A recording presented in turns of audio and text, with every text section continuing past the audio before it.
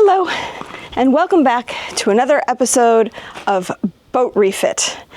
In this episode, we are going to tackle a project that made us unbelievably sad.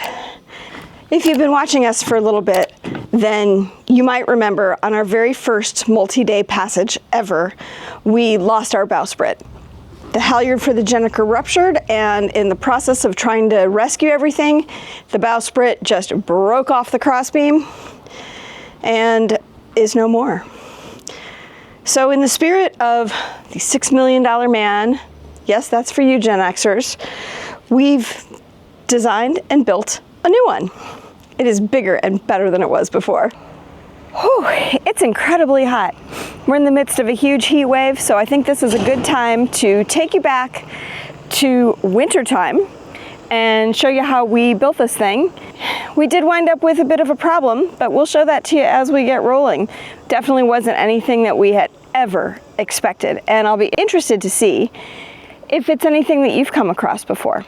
So stay tuned and let us know in the comments if you have ever seen the problems that we had. I'm GERI. I'm Shawn, and this is our not currently sailing catamaran, Rome. We've taken on a huge refit involving every system on the boat, turning her into exactly what we want. Let's jump back into the episode to see what project we're tackling this time.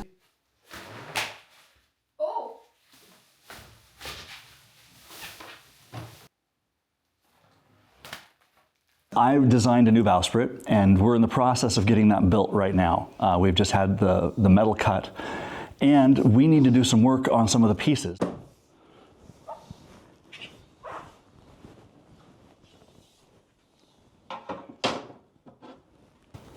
All right, the ideal here is to have holes every 5 inches for little pieces of rope to tie the trampoline onto this. On our new 3D printer, I made this little jig so I would know where to mark and make it easy. And I press down, and that makes a tiny little dimple right there.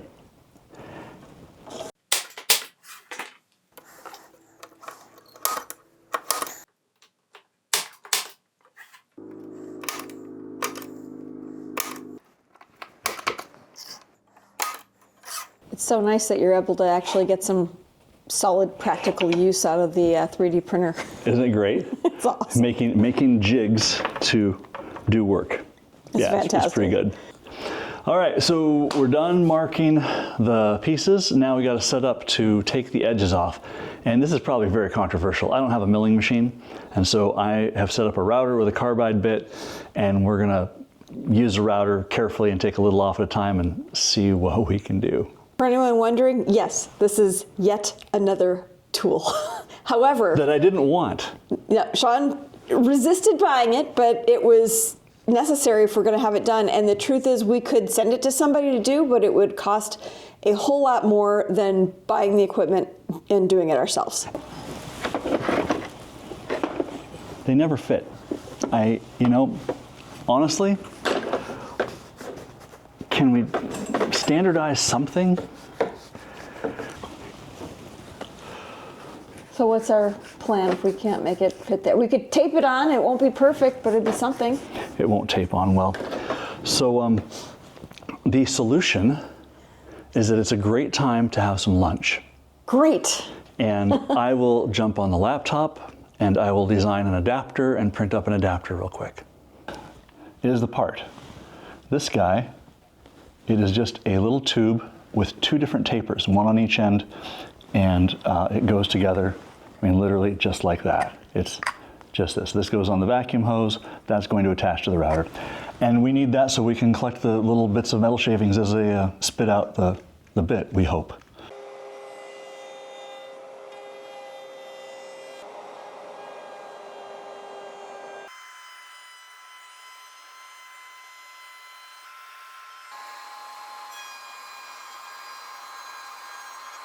You can see that this is not really smooth. It's certainly rounded, but it's not super smooth.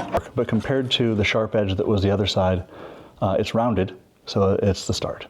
The first 2 pieces, we got the pass is done on the router. What's the next step on these rounded edges? What else? What do we have to do? So on the rounded edges, we took the edge off and it did okay. It's not near as smooth as I would have liked. I'm calling it operator error. So it's a little bit more lumpy and bumpy than I would like, but we'll smooth it down with an electric sander and get it to the shape that we want. But it's not going to be as much work because the big material's been moved. So now it's really just fine tuning. And so the next thing up is drilling holes.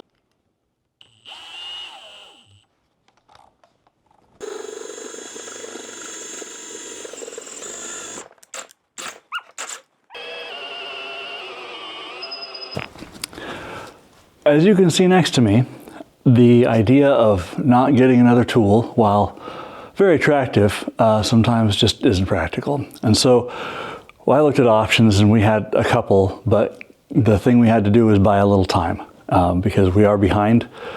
Rather than flail, I buckled and bought a little drill press that I think will help get this finished to where we need it a lot faster.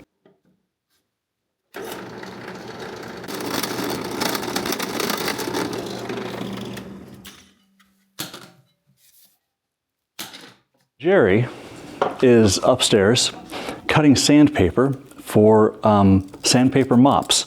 If you've never seen a sandpaper mop, I highly recommend you exercise the rectangle of knowledge in front of you and ask what a sandpaper mop is. We're going to use that to polish these holes and get the edges as smooth as we can. In an ideal world where I have all the tools,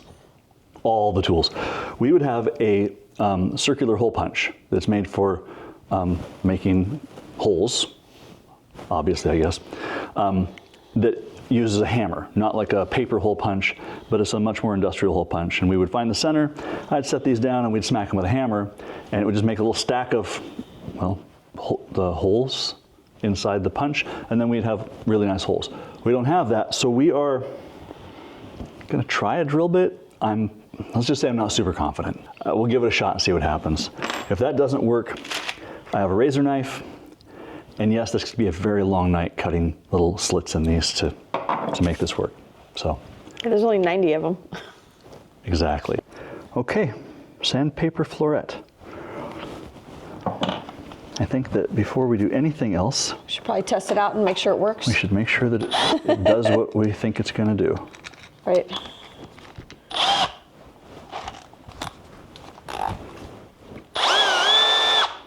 That's a good start. So we got a workpiece. Let's see what happens.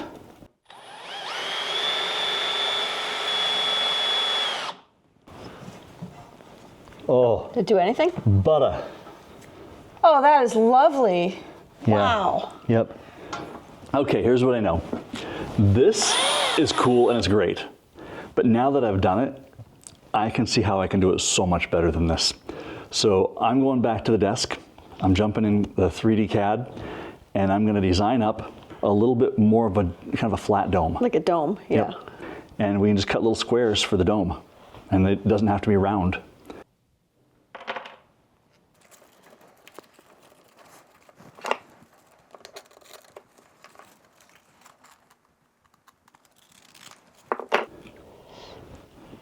Since we're not building it to hold water, and it doesn't belong to British royalty, Like, does it need to be perfect? probably doesn't need to be perfect.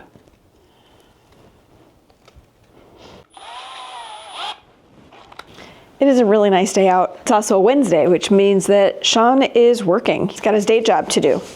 So while he works, I came down to the garage because the temperature is surprisingly reasonable.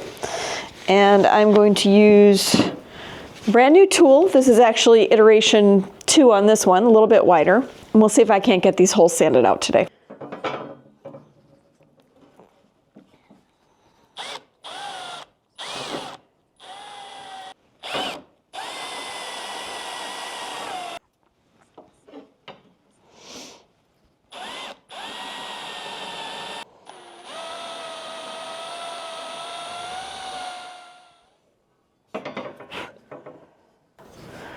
So I'm trying to get this so that there is no lip at all on the edges of these holes. Well, this seems to be going fairly well. I feel like there's still kind of an inside edge. I don't know how we're gonna fix that. And in some of them, it's worse than others, for sure. I don't know, that one's still pretty bad. Okay, as much as we tend to like the high-tech solutions, all the tools, I think I found the best solution for getting inside the middle here, and it is nothing more than a tiny strip of sandpaper, shoved through the hole, and my fingers, like this. That's it. Work it around the circle.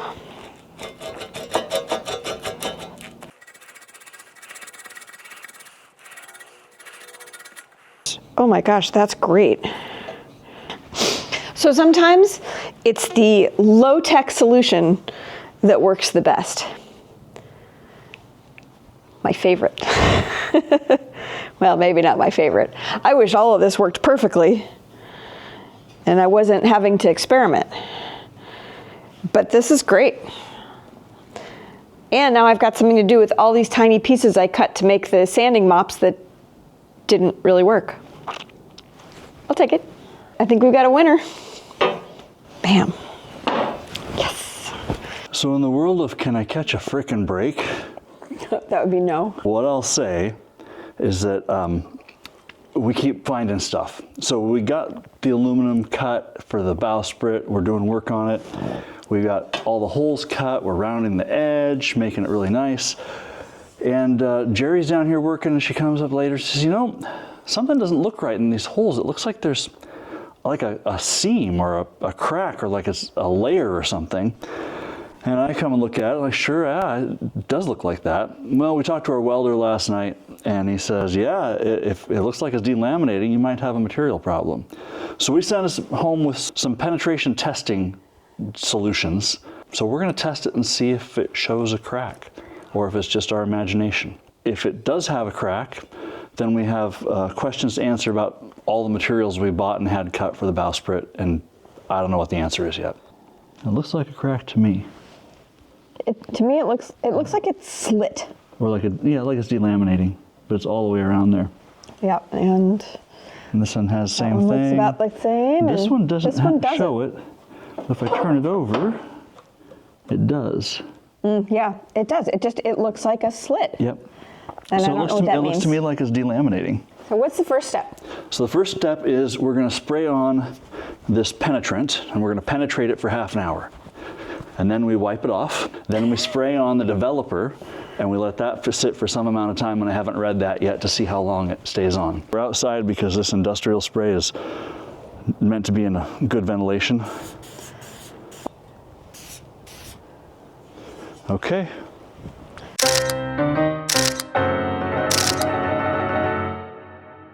Story time. Have you ever seen what aluminum looks like when it's delaminating? Did you know aluminum could delaminate? I didn't. Yeah, we didn't either. When we were working on the holes and sanding, we found some areas that just simply wouldn't get smooth. And it looked like it was delamination, like it was fiberglass. It would definitely be delamination. To me, it looked like it was like a slit in the area that I was trying to make smooth, and it wouldn't get smooth because that slit went in deeper and deeper, and I couldn't get there. We talked to our welder. He said, oh yeah, I've heard of that. Then we talked to the guy who cut the aluminum for us that we bought it from. And he said, ooh, can you get me some of that? I want to see that. That's a big deal. He does work for Jefferson Labs, right? So if he gets a piece of aluminum that has pockets in it or delaminates, that is a huge issue. You know, we don't need anything that precise, but I do need it to be strong. So anyway, he took it, looked it over, took it to his supplier, looked it over.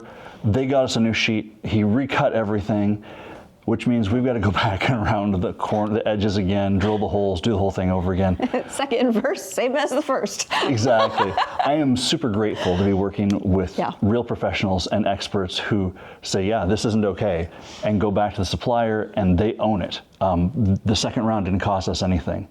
We have to put the time in to do this over again, which I'm happy to do. And again, just super grateful to be working with real pros. I mean, the real consequences, if we didn't realize what it was, if we went forward using that material, this is for our new bowsprit, and it takes incredible amount of force. It's going to get a lot of force on it, yeah. So if that completely delaminates while we're out sailing using that sprit, it's going to fail catastrophically. Even if it doesn't fail catastrophically, we don't want to put all this money into it, all this time, and find out that we had material problems. Right, and in a year have to go back and do it all over again. It took 5 people to make this happen. Shawn designed it. We had a sheet metal guy who cut the pieces, 2 welders, 1 to put the thing together, 1 who's going to put it on the boat, and me and Shawn. I guess that's 6. We are super excited to get that bowsprit put on the boat, but we're not quite ready yet. So we will show that to you as we get closer. Thanks for watching. If you enjoyed this episode, give it a thumbs up. And if you haven't subscribed yet, please do that as well. It's a completely free way to support our channel and help convince YouTube to push us out to a wider audience. We'll see you next time. Bye.